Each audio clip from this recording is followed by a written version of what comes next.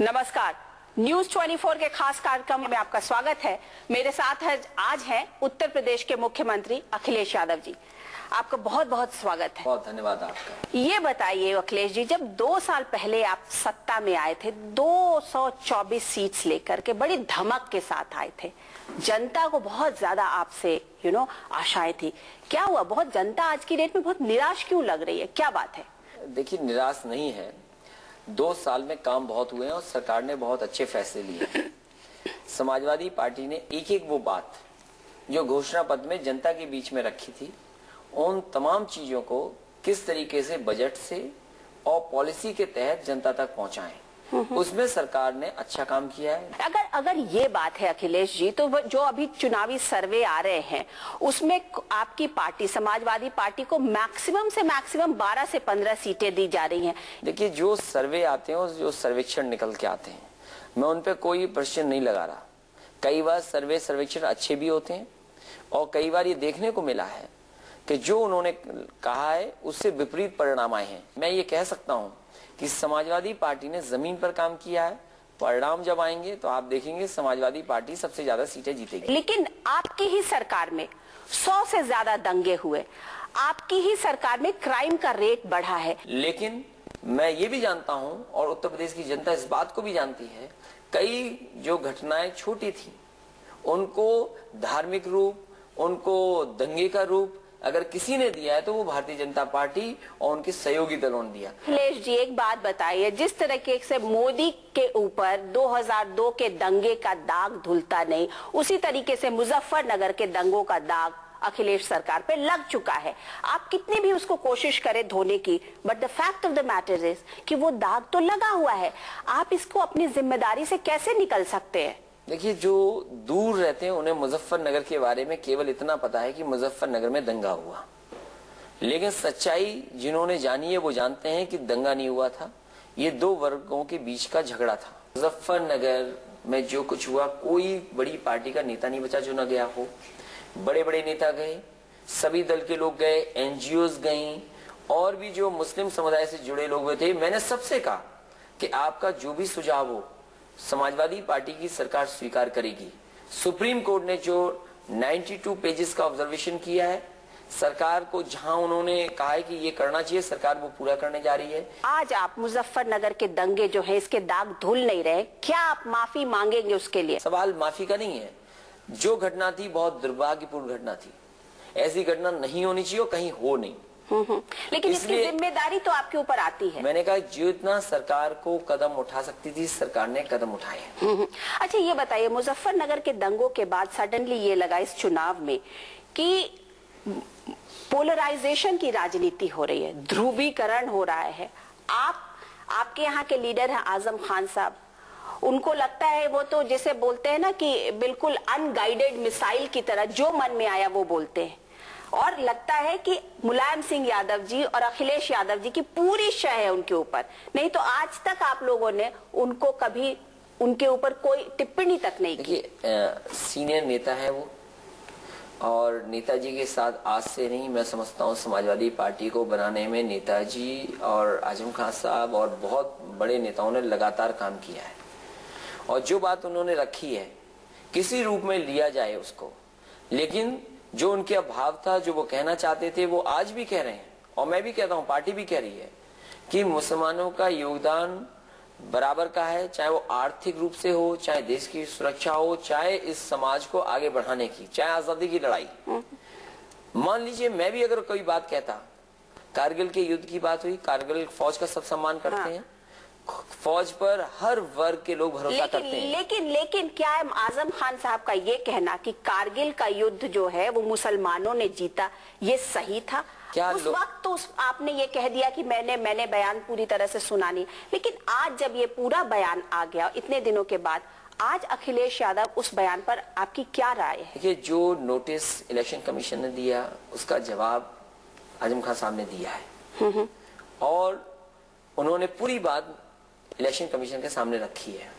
मान लीजिए अगर मैं भी कोई बात कह दूं कि कारगिल के वॉर में जिसको परमवीर चक्र मिला है और मैं जाकर के ये कह दूं, उसका नाम भी अगर ले दूं, तो मुझ पे भी जातिवाद का आरोप लग जाएगा।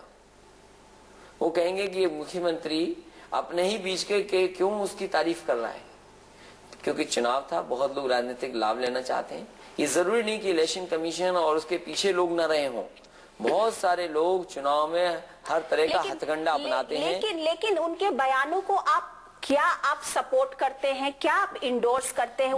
मैं ये कहना चाहता हूं कि अगर आदरणीय आजम खान साहब ने इस बात को कहा है कि मुसलमानों का भी योगदान है, तो ये स्वीकार देश को करना चाहिए, पूरे के पूरे समाज को स्वीकार करना है। एक बात, योगदान है एक बात, और ये कहना कि फतेह करगिल की विजय मुसलमानों ने प्राप्त की, ये कहना दूसरी बात। या ये कहना कि मोदी जो है वो कुत्ते के बच्चे के, ये क्या है? देखिए, इस तरीके के बयान, मतलब इनको आप क्या कहेंगे? आप क्या ये पॉलिटिक्स में सही है? मैं टीवी चैनल नहीं देख पाया, और वो चैनल का किसी ने मुझे जानकारी दी कि जब उनसे ये पूछा गया कि आपने कुत्ते के बच्चे का क्यों कहा इस तरह का, तो उन्होंने जवाब ये दिया है कि वो भाव नहीं समझ पाए लोग, मैं किस भाव से कहना चाहता था। अच्छा, किसने?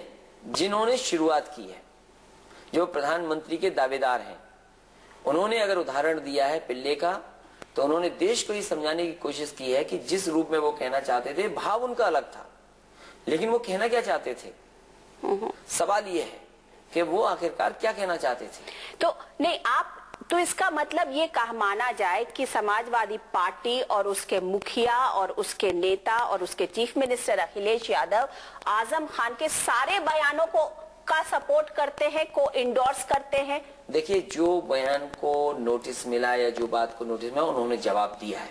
जहां तक समर्थन की बात है, समाजवादी पार्टी के वो नेता हैं, जो बात उन्होंने रखी है, जिस भाव से वो रखना चाहते थे, वो भाव यही था। और वो मैं भी कहता हूं कि मुसलमानों का चाहे आर्थिक रूप से आगे बढ़ाने में देश में बहुत बड़ा योगदान है, और जहां तो सब धर्मों का, समाज का सम्मान की बात हो, तो उनको भी कहना चाहिए। क्या मैं ये पूछ सकती हूँ कि अखिलेश यादव मुस्लिम या जो पूरी राजनीति है उसका ध्रुवीकरण करवा रहे हैं? क्या मैं ये कह सकती हूँ कि आप आज की राजनीति को बंटवा रहे हैं हिंदू और मुसलमान? समाजवादी पार्टी ने कभी भी बंटवारे की राजनीति नहीं की, और धर्म की राजनीति समाजवादी पार्टी ने कभी नहीं की। ये भारतीय जनता पार्टी, जिसने धर्म का इस्तेमाल किया अपने मंचों पर, भगवान की तस्वीरें लगा करके उनके नारों को अपना पॉलिटिकल नारा बनाने का काम किया, इस जिम्मेदारी किसकी थी रोकने की? इलेक्शन कमीशन केवल चुनाव में रोकेगा किसी राजनीतिक दल को? इलेक्शन कमीशन को पूरी मॉनिटर हर पार्टी को कर सकता है, और कभी भी कर सकता है इलेक्शन कमीशन। तो मैं ये पूछ रही हूँ अखिलेश यादव आपसे कि अगर बीजेपी ये कर रही है, तो क्या आप ईंट का जवाब पत्थर से ही देंगे? क्या अगर बीजेपी धर्म की राजनीति कर रही है, ध्रुवीकरण की राजनीति कर रही है, तो अखिलेश यादव या समाजवादी पार्टी भी उसका जवाब उसी तरीके से देगी? मैंने 1 साल से कहा है कि आज कम्युनल होना आसान है, सेकुलर होना मुश्किल है। कम्युनल होना इतना आसान है, कोई भी कम्युनल हो सकता है। आज धार्मिक सांप्रदायिकता को आगे बढ़ाने के लिए बहुत ज्यादा जरूरत नहीं है। ये भारतीय जनता पार्टी के लोग छिप करके काम करते हैं। भारतीय जनता पार्टी से ज्यादा चालू पार्टी कोई नहीं है। मैंने हमेशा ये कहा कि उत्तर प्रदेश में भारतीय जनता पार्टी जानबूझ करके, क्योंकि उन्होंने प्रचार तो अपना किया कि विकास पुरुष है, विकास में आगे हैं, गुजरात मॉडल सबसे आगे है, लेकिन सच्चाई ये है कि जितने काम उत्तर प्रदेश में हो रहे हैं, क्या गुजरात में एक भी काम हो रहा है? अच्छा, ये बताइए कि लोग कह रहे हैं या पूरा माहौल ऐसा लग रहा है जैसे कि हर जगह मोदी की लहर चल रही है। अखिलेश यादव क्या मानते हैं कि मोदी की लहर है और उसमें समाजवादी पार्टी भी जो है उसमें कहीं बह ना जाए? मैं उत्तर प्रदेश को पूरा देख चुका हूँ, मुझे कहीं भी लहर नहीं दिखाई दी। किसी भी आम व्यक्ति को अगर लहर दिखाई दी हो तो मुझे बता दो। आज भी मैंने जनसभाओं में पूछा कि बताइए कहीं लहर दिखाई दे रही है? ये केवल झूठा प्रचार है, और इसीलिए मैंने कहा कि भारतीय जनता पार्टी बहुत चालू पार्टी है। ये वो दल है जिसने एक बार भगवान की मूर्तियों को दूध पिला दिया, तो इस पार्टी का क्या भरोसा, पता नहीं कौन सा प्रचार कर दें। अब तो ये केवल प्रचार में आगे हैं। मोदी की अब नजर जो है ना इस आज की डेट में, वो 26 पूर्वांचल की सीट्स पर है, जो कि आप लोगों का गढ़ माना गया है। पूर्वांचल, उत्तर प्रदेश का पूर्वांचल इलाका समाजवादी पार्टी का गढ़ माना गया, और मोदी की नजर वहीं पर है। इसीलिए आपके नेता मुलायम सिंह जी भी शायद वहां से लड़ रहे हैं। लेकिन आपको लगता है कि वहां पर मोदी को आप कितनी चुनौती दे पा रहे हैं? जो आने वाला चुनाव है, मैं बधाई दूंगा उत्तर प्रदेश की जनता को, जिन्होंने सेकुलर लोगों का समर्थन किया है। पहले चरण में भी समर्थन मिला है। मतलब आप बताएंगे सेक्युलर का मतलब क्या, मुस्लिम होना है? नहीं, या प्रो मुस्लिम होना है? मैं वही सवाल मैं आपसे पूछता हूँ, अगर मैं मुस्लिम के साथ या कमजोर के साथ अन्याय के साथ खड़ा हूँ तो मैं सेकुलर हो गया या सेकुलर नहीं हूँ मैं? आप समाजवादी पार्टी अपने सेक्युलर का डेफिनेशन कैसे कर रही है? प्रो मुस्लिम होना या मुस्लिम वोट्स का ध्रुवीकरण कराना सेक्युलरिज्म है? समाजवादी पार्टी ने धर्म के आधार पर कभी राजनीति नहीं की। लेकिन एक चीज तो ऑन अ सीरियस नोट आप अखिलेश यादव ये मानेंगे कि मोदी ने पूरी राजनीति और उत्तर प्रदेश की पूरी राजनीति को अपने इर्द गिर्द घुमा के रख दिया है। मैं आपको आज भी कह रहा हूँ कि प्रधानमंत्री पद के दावेदार जो हैं उनके पास अमेरिका का वीजा नहीं है, नंबर 1, और उत्तर प्रदेश में एक विजिटर की तरह आ रहे हैं। उत्तर प्रदेश को जानने में भी बहुत समय लगेगा। उत्तर प्रदेश की जनता बनारस से लड़ रहे भाई, ताल ठोक के लड़ रहे हैं बनारस से। अगर बनारस से लड़ रहे हैं तो बनारस की जनता सेकुलर जनता है, धर्मनिरपेक्ष लोग हैं वहाँ, और जब परिणाम आएगा तब जानकारी मिलेगी कि आखिरकार बनारस की जनता ने क्या निर्णय लिया। अच्छा ये बताइए कि बनारस में मुख्तार अंसारी ने विड्रॉ कर लिया, आप लोग भी कांग्रेस के या जो भी है आप किसी को सपोर्ट कर दीजिए। आपको नहीं लगता कि अगर मोदी की से लड़ाई लड़नी है तो एक तरफा होकर के लड़ाई लड़नी पड़ेगी? समाजवादी पार्टी ने वहां पर प्रत्याशी अपना अच्छा प्रत्याशी उतारा है और बहुत मजबूत प्रत्याशी उतारा है। लेकिन आपको नहीं लगता कि केजरीवाल या अजय राय या समाजवादी पार्टी के साथ में ये सबका वोट जो बट जाएगा उससे बेहतर होगा कि एक कंसोलिडेटेड लड़ाई लड़ी जाए? आप पार्टी के लोग हैं, वो यहाँ आए हैं, वो नरेंद्र मोदी का ज्यादा प्रचार कर रहे हैं। वहीं कांग्रेस की नाकामी की वजह से आज भारतीय जनता पार्टी देश में दिखाई दे रही है। अगर कांग्रेस के लोगों ने सही तरीके से मुकाबला किया होता तो शायद देश में ना इस तरह की लहर की बात होती। आज मुझे ताज्जुब होता है कि जिन उद्योगपतियों ने कांग्रेस पार्टी को आगे बढ़ाया, आज कांग्रेस पार्टी उन्हीं पे सवाल खड़ी कर रही है कि वो भारतीय जनता पार्टी के साथ कैसे खड़े हो गए। तो ये तो कांग्रेस पार्टी को सोचना पड़ेगा। आज कांग्रेस पार्टी की वजह से हैं वहां, अगर कोई रोकेगा बनारस में तो समाजवादी पार्टी, क्योंकि समाजवादी पार्टी ने काम किया है। 3 साल और सरकार के समाजवादी पार्टी के हैं। आप लोग एक अलग वो बात कर लीजिए कि अगर भाई आप बोलिए कांग्रेस को, या तो आप ओपनली बोलिए कांग्रेस को कि हाँ आप आइए और हमारे को सपोर्ट कीजिए, हम अच्छा लड़ रहे हैं, या केजरीवाल को बोलिए कि समाजवादी पार्टी का वहां संगठन है, समाजवादी पार्टी ने काम किया है। बनारस में बहुत सारे ऐसे लोग हैं जिनके लिए काम किया समाजवादी पार्टी ने।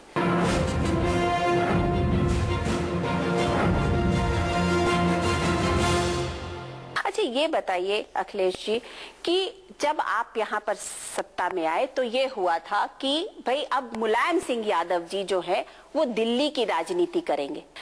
बात ये भी थी कि वो थर्ड फ्रंट के लीडर बनेंगे। क्या हो गया? सब कुछ खत्म हो गया। देखिए आज तमाम और सारे नेता लोग जो हैं वो सामने आ गए हैं और मुलायम सिंह जी कहीं पर नहीं है। क्या बात हो गई? समाजवादी पार्टी और नेताजी ने हमेशा भूमिका महत्वपूर्ण निभाई देश की राजनीति में, और इस बार पूरा पार्टी का नेतृत्व ये चाहता है कि नेताजी की भूमिका देश की राजनीति में फिर महत्वपूर्ण दिखाई दे। तो लेकिन और कैसे होगी? किससे आपका ताना बाना किससे बन रहा है? देश में कई नेता, कम्युनिस्ट पार्टी, सीपीआई सीपीएम के वरिष्ठ नेता और कई ऐसे लोग जो एंटी कांग्रेस एंटी बीजेपी के समर्थक हैं, वो इकट्ठे बैठे थे और कई बार मीटिंग हुई है उनकी। परिणाम आने के बाद कोई ना कोई गठबंधन बनेगा, किसी न किसी रूप में ये फ्रंट बनेगा जो देश को एक सेकुलर सरकार देगी। अगर बीजेपी को बाहर रखने की बात हुई तो क्या समाजवादी पार्टी और नेताजी कांग्रेस को सपोर्ट करेंगे या कांग्रेस से सपोर्ट लेंगे? क्या करेंगे? समाजवादी पार्टी एक सेकुलर सरकार बनाने के लिए पहल करेगी। सेक्युलर सरकार का मतलब क्या? उसमें बिना कांग्रेस के तो कोई सरकार नहीं बनती। तो अभी तो कांग्रेस को पहले अपनी सीटें बचानी चाहिए। कभी गिनती 90, कोई कह रहा 80, कोई कह रहा 70, लगातार नीचे जा रही है। नहीं, लेकिन ऑन अ लार्जर पर्सपेक्टिव अभी तो परिणाम आना है, और जब परिणाम आएगा तो मैं समझता हूँ ये तमाम नेता बैठेंगे। तब तो तमाम नेता सब खड़े हैं ना, ममता दीदी भी खड़ी हैं, जयललिता जी भी खड़ी हैं, नवीन पटनायक भी आ जाएंगे, तो नेताजी तो उनके ही कैटेगरी में खड़े हो जाएंगे। नेताजी अलग कैसे लगेंगे? डेमोक्रेसी मैच्योर हो रही है। ये बहुत खुशी की बात है कि तमाम अलग अलग दल बैठ करके गठबंधन करने की राजनीति कर सकते हैं। अगर सरकार बनाने में योगदान होगा तो नेताजी और उनका और सेक्युलर फ्रंट की बात पर क्या नेताजी और समाजवादी पार्टी कांग्रेस को सपोर्ट करेगी?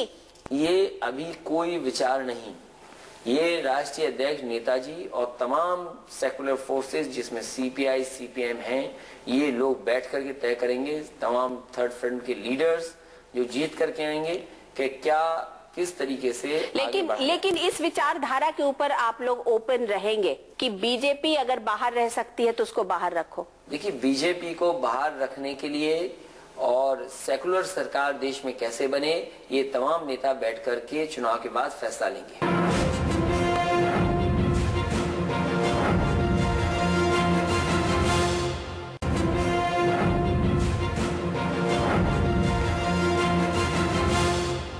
कहते कि अखिलेश यादव की जो पूरी पर्सनालिटी है ना, वो चाचाओं ने दबा के रख दी है। अखिलेश यादव बेचारे करे तो करे क्या, बच्चा ही रह गया है।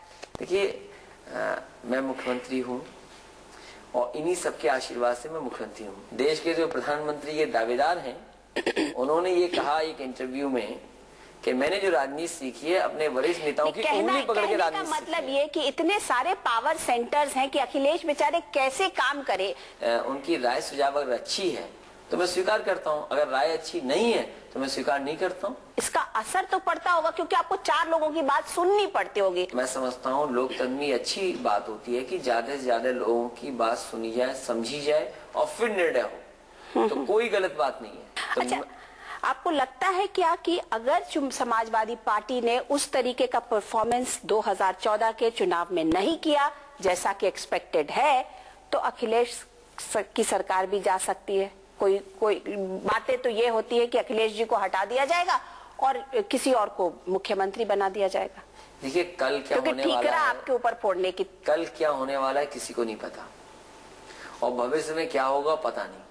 आज तो मैं ही मुख्यमंत्री हूँ। सच्चाई ये है, मेरे जैसा इंसान कभी भी खराब बात नहीं सोचता और आज तक खराब बात नहीं सोची और ना ही मैं नेगेटिव सोचता हूँ, और हमेशा आगे बढ़ने की सोच और परिणाम भी आगे का ही अच्छा आएगा। मैं ये मान के चल रहा हूँ कि समाजवादी पार्टी को सबसे ज्यादा सीटें उत्तर प्रदेश में जीतने को मिलेंगी, और दूसरा, नेताजी की भूमिका देश की राजनीति में सबसे महत्वपूर्ण होने जा रही है।